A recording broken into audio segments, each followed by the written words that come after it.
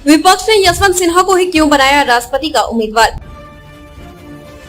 मंगलवार को विपक्ष की बैठक के बाद कांग्रेस नेता जयराम रमेश ने इसका ऐलान किया। नमस्कार, मैं हूं अंजलि और आप देख रहे हैं रफ्तार टुडे। तो चलिए शुरुआत करते हैं आज की बड़ी खबर से। तमाम उठापटक के बाद विपक्ष ने आखिर यशवंत सिन्हा पर ही क्यों दांव लगाया। चुनाव में क्या होगा, यशवंत के पक्ष में कितनी पार्टियां देंगी वोट, पहले जान लीजिए अब तक क्या क्या हुआ। राष्ट्रपति पद के उम्मीदवार के लिए विपक्ष ने 15 जून को पहली बार बैठक की। टीएमसी प्रमुख और पश्चिम बंगाल की मुख्यमंत्री ममता बनर्जी ने ये बैठक बुलाई थी। इसमें उन्होंने 22 विपक्षी दलों को न्योता दिया था। हालांकि केवल 17 राजनीतिक पार्टियों के नेता शामिल हुए। दिल्ली और पंजाब की सत्ता संभाल रही आम आदमी पार्टी, तेलंगाना की टीआरएस, ओडिशा की बीजेडी, आंध्र प्रदेश की वाईएसआर कांग्रेस जैसी पार्टियों ने खुद को इस बैठक से अलग रखा। तब इस बैठक में शरद पवार, एच.डी. देवेगौड़ा, फारूक अब्दुल्ला और गोपाल कृष्ण गांधी के नामों पर चर्चा हुई थी। पूर्व केंद्रीय मंत्री यशवंत सिन्हा का नाम भी प्रस्तावित किया गया था। हालांकि एक के बाद एक पवार, देवेगौड़ा, अब्दुल्ला और गोपाल कृष्ण गांधी ने उम्मीदवार बनने से इनकार कर दिया। इसके बाद आज शरद पवार के घर पर विपक्ष की दूसरी बैठक हुई। इसमें टीएमसी ने फिर से यशवंत सिन्हा का नाम प्रस्तावित किया, जिस पर सभी दलों ने सहमति जता दी। सिन्हा ने टीएमसी से दिया इस्तीफा। राष्ट्रपति उम्मीदवार बनाए जाने से पहले पूर्व केंद्रीय मंत्री यशवंत सिन्हा ने टीएमसी से इस्तीफा दे दिया। ट्वीट कर उन्होंने कहा, राज्यसभा और फिर विधान परिषद चुनाव में टीएमसी में जो सम्मान और प्रतिष्ठा दी, उसके लिए मैं ममता बनर्जी का आभारी हूँ। अब समय आ गया है जब एक बड़े राष्ट्रीय उद्देश्य के लिए मुझे पार्टी से हटकर अधिक विपक्षी एकता के लिए काम करना चाहिए। सिन्हा के नाम पर ही मोहर क्यों?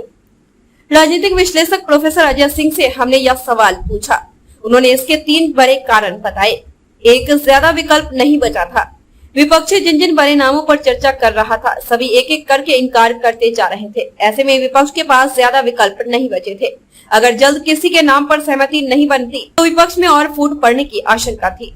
सिन्हा पहले भी तैयार थे, यही कारण है कि अंतिम दौर पर उनके नाम पर मुहर लगा दी गई। दूसरा, बिहार से जेडीयू का समर्थन भी मिल सकता है। यशवंत सिन्हा बिहार से आते हैं, ऐसे में उनके नाम पर भाजपा की सहभागी जदयू भी विपक्ष का समर्थन दे सकती है। 2 बार ऐसा हो भी चुका है। नीतीश कुमार ने लीग से हटकर अपना समर्थन दिया।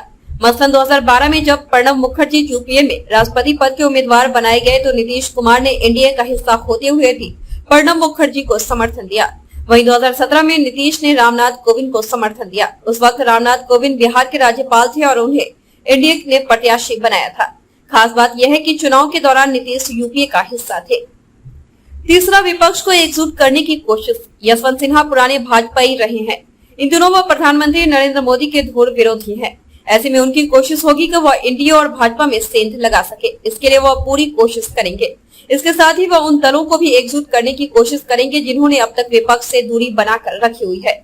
इसमें बीजेडी, वाईएसआर कांग्रेस, आम आदमी पार्टी, टीआरएस शामिल है। इनसे भी उन्हें समर्थन मिलने की उम्मीद है। अब जानिए यशवंत सिन्हा का करियर। 6 नवंबर 1937 को यशवंत सिन्हा का जन्म पटना के कायस्थ परिवार में हुआ था। उन्होंने राजनीति शास्त्र में मास्टर्स की पढ़ाई पूरी की है। 1960 में सिन्हा आईएएस अफसर बने और लगातार 24 साल तक अपनी सेवाएं दी।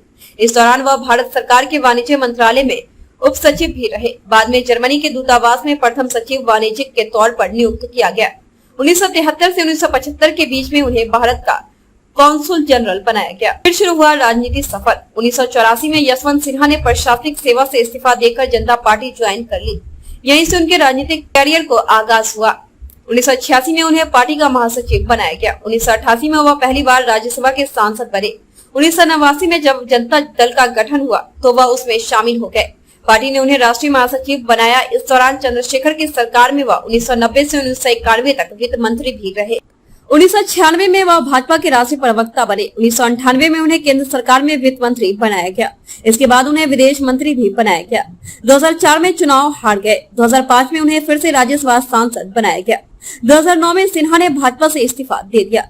2021 में उन्होंने टीएमसी ज्वाइन कर ली। पार्टी ने उन्हें राष्ट्रीय उपाध्यक्ष बनाया। अब तक के लिए बस इतना ही। मिलते हैं फिर ऐसी ही बड़ी खबर के साथ।